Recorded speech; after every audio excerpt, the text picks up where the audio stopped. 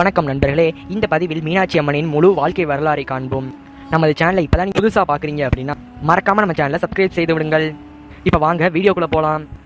முன்னொரு காலத்தில் வித்யாவதி அப்படின்ற ஒரு பெண் ஆதிசக்தியை நோக்கி தியானம் செய்து கொண்டிருந்தார்.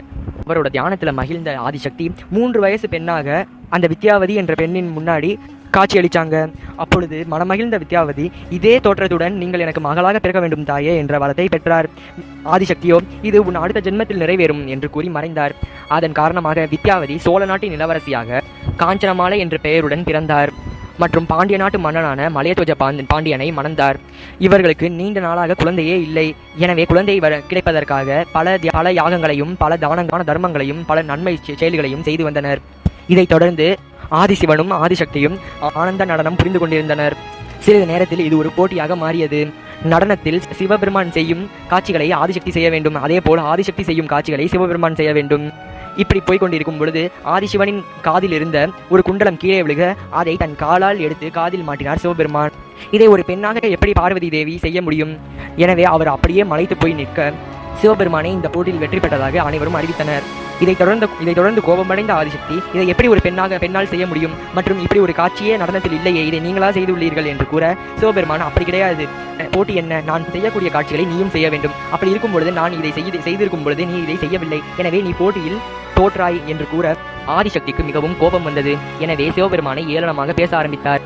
வாக்குவாதம் முக்தி போய் சிவபெருமானின் 3 கண்களை பற்றி ஏளனமாக பேச சிவபெருமான் அதிக கோபமடைந்தார். இச்சாசக்தி, கிரியாசக்தி, ஞானசக்தி ஆகிய 3 சக்திகளையும் 3 கண்களாக கொண்டுள்ளேன் நான்.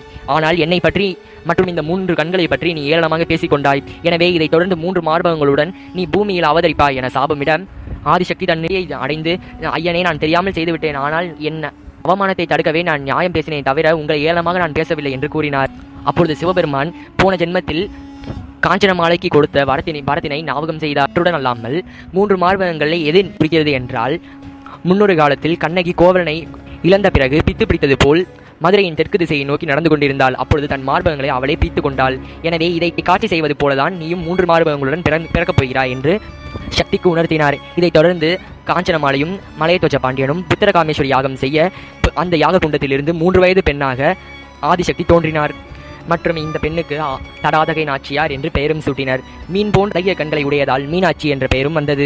மீனாட்சி அம்மன் வளரும் போதிலேயே ஒரு பெண் போன்ற அந்த கூச்ச சுபாவம், அந்த பெண்களுக்கு உள்ள உணர்வு இல்லாமல் ஒரு ஆண் போலவே போர்களுக்கும் கத்தி, கேடயம், வில், அன்பு என்று சுமந்து கொண்டு ஆணை போலவே வளர்ந்தாள்.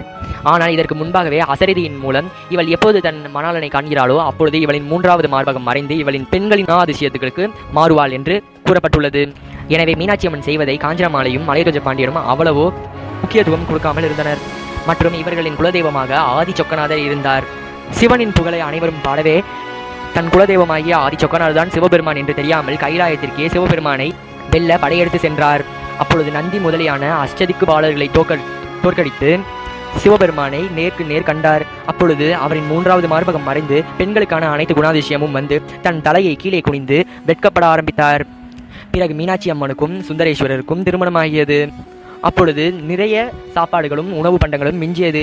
இதைத் தொடர்ந்து குழப்பமடைந்த மீனாட்சி அம்மன் சிவபெருமானிடம் கேட்க சொக்கநாதரோ தனது உபகரணங்களில் ஒன்றான குண்டோதர பூதத்தை வர செய்து அனைத்து உணவையும் தின்ன கூறினார். குண்டோதர பூதமும் அவ்வாறே செய்தது. ஆனால் அதற்கு பசி அடங்கவில்லை.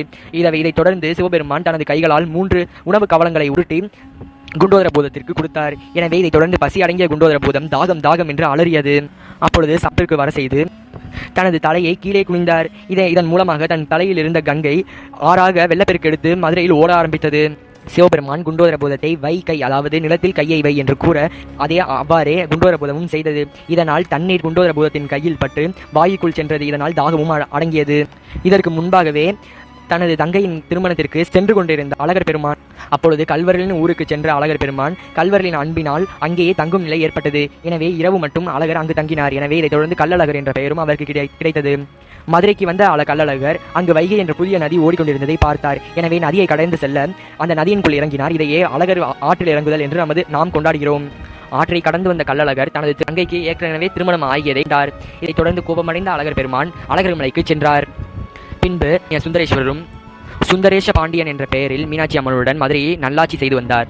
அப்பொழுது வைகை ஆற்றில் எழுந்த வெள்ளம் மதுரையை முழுவதுமாக சூழ ஆரம்பித்தது. எனவே மீனாட்சி அம்மன் சுந்தரேஸ்வரிடம் மதுரையின் எல்லையை காட்டுமாறு கேட்டுக்கொண்டார். இதைத் தொடர்ந்து சிவபெருமான் தனது கழுத்தில் இருந்த வாசுகி நாகத்தை மதுரையை சுற்றிலும் விட்டார். இதைத் தொடர்ந்து வாசுகி நாகம் மதுரையை சுற்றி வளைத்து மதுரையின் எல்லையை காட்ட ஆரம்பித்தது. சிவபெருமான் வாசுகி நாகத்தின் தலையையும் வாளையும் சேற்று முடிச்சிட வழி தாங்க முடியாமல் விஷத்தை கக்கியது வாசுகி நாகம். இதைத் தொடர்ந்து மீனாட்சி அம்மன் அந்த விஷத்தை பருக ஆரம்பித்தார். இதனால் உக்ர ரூபம் எடுக்க ஆரம்பித்தார் மீனாட்சி அம்மன். அந்த உக்ர சக்தியை மதுரையின் எல்லையிலேயே மதுரையின் காவலுக்காக மக்களின் நலத்திற்காக மீனாட்சி அம்மன் அந்த உக்ர சக்தியை மதுரையின் எல்லையிலேயே விட்டு நாகம் படம் எடுத்து இருந்ததால் அந்த ஊரின் பெயர் படப்புறம் என்று ஏற்பட்டு பிற்காலத்தில் மடப்புறம் என்று மருவியது. அந்த உக்ர சக்தியே மடப்புற காளி ஆவார். மீனாட்சி அம்மனின் திருமணத்திற்கு முன்பாகவே மலையத்துவஜ பாண்டியனும் இறக்க இப்பொழுது காஞ்சனமாலைக்கும் வயதாகிவிட்டது.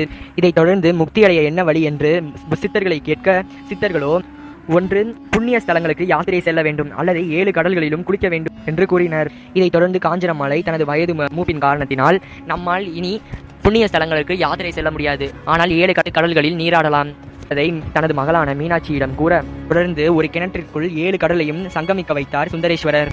மதுரையை நோக்கி 7 கடல்களும் பாய்ந்து வந்தது. ஒரே ஒரு கிணற்றிற்குள் 7 கடல்களும் சங்கமித்தது.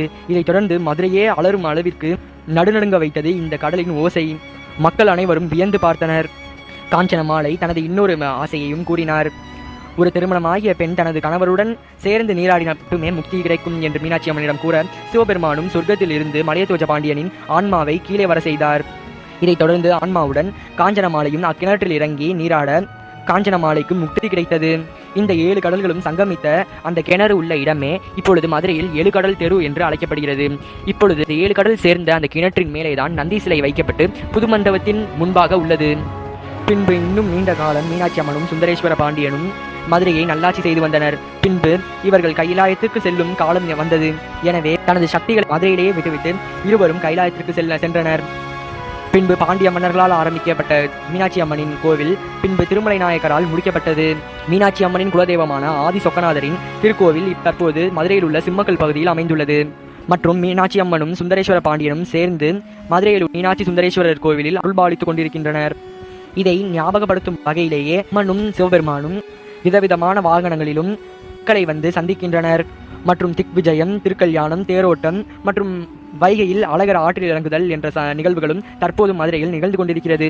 இந்த பதிவு உங்களுக்கு மிகவும் பிடித்திருந்தால் நமது சேனலை சப்ஸ்கிரைப் செய்து விடுங்கள் மற்றும் இந்த பதிவுக்கு லைக் செய்து விடுங்கள். நன்றி.